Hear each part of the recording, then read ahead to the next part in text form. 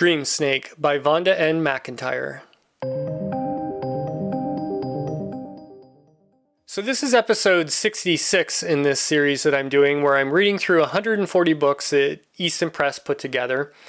And this book came out in 1978. It was a short story or a novelette in 1973. And she later then expanded it into this novel. And a year later, in 1979, it won 3 major awards. It won the Hugo, it won the Nebula, and it won the Locust Award. Now, this is the second book that I've read from Vonda and McIntyre. I read The Moon and the Sun, I believe it's called, earlier on in the channel. It was also part of the series, and it's kind of like an alternate history. And this book, though, let's just get into the plot of this one briefly. This is a post-apocalyptic setting, and it mainly revolves around our main character here, whose name is Snake, and she is a healer. Mankind has kind of grouped themselves into tribes in a way, and she came from this tribe of healers, and they use snakes in part of their healing process. They know a lot about genetics. They can control a lot of parts of their body with their mind, and they've built up immunities to some of these snake bites over time as well.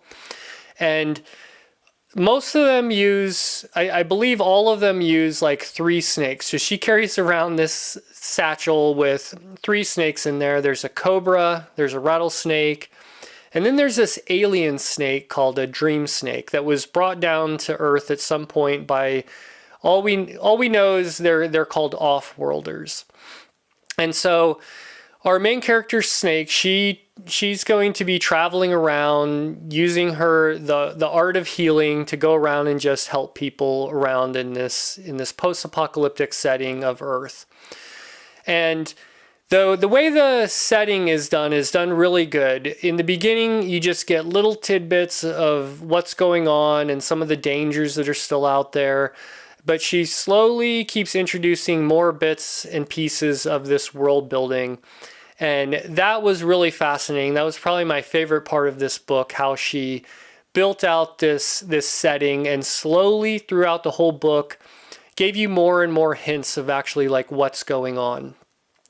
But in the beginning of this book, Snake, our main character, she's leaving her tribe of healers for kind of the first time with her snakes, going off to do some good, and she runs across a group of kind of nomadic people, and one of the children in this little tribe of nomads has a tumor and cancer. And so she uses these snakes in a really unique way. She kind of has these rituals and does these things to prepare a certain snake for different types of purposes. So in this case, she prepared a snake, and then she kind of let this snake go onto this kid and sniff around, find the tumor, and then it sunk its fangs into this child's tumor, and it ends up like putting it into remission and healing the kid of this cancerous tumor.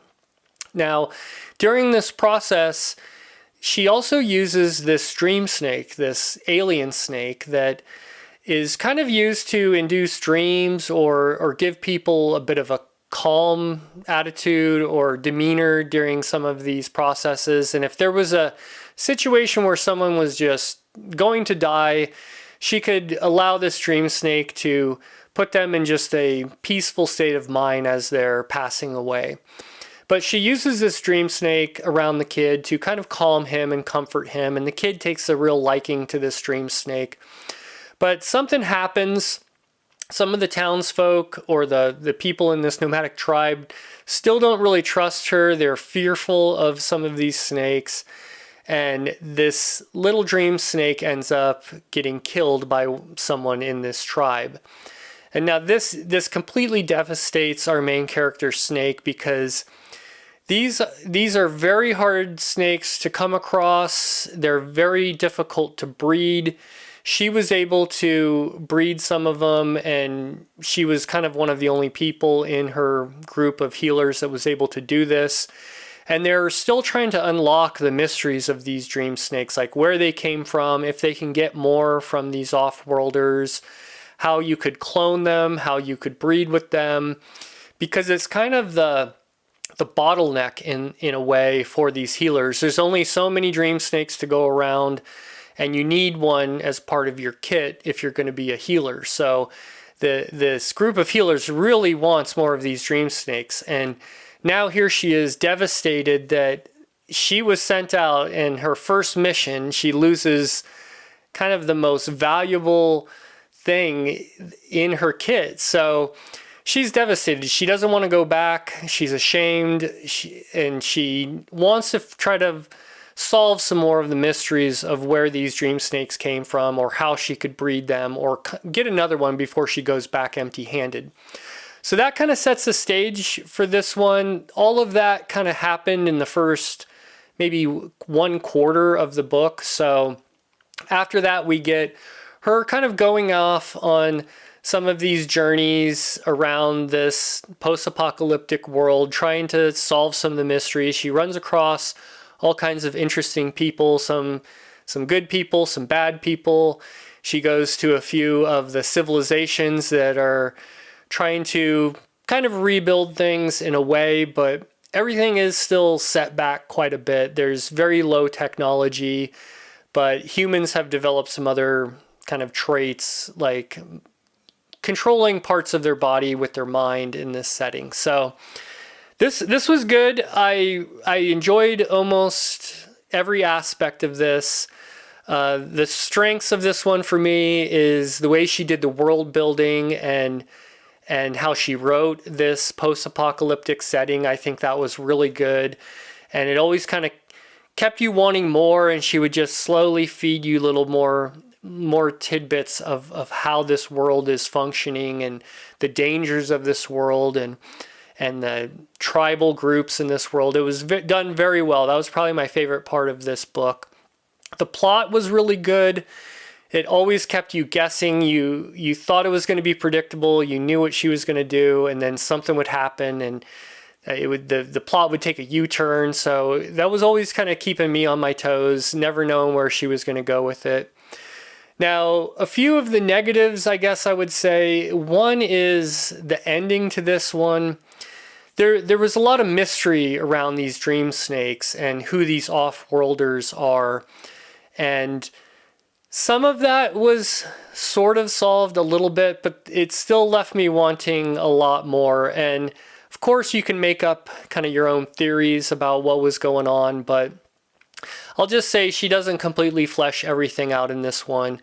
I'm surprised she never wrote a sequel to this one, because you'd think that she could really get into more of that aspect of the story and the mystery of these alien dream snakes, but that left me wanting a little bit more when I finished the book. And then also the characters were all pretty good, but this is the second book I've read from McIntyre now, and both of the main characters kind of have some of the same qualities, and they are strong, smart female lead characters, but they can be naive at times. They can kind of blunder themselves into some bad situations, but they'll think their way through it. They'll get some help from some other people.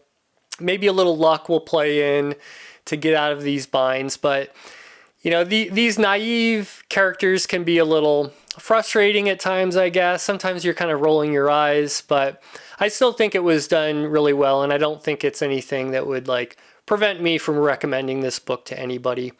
But I did notice that more so in the first book that I read from her, The Moon and the Sun, that character could definitely get on some people's nerves at times. But if you come across this one, I would check it out. It's a good book. It did a lot of interesting things, won a lot of awards, and I think it deserved them all.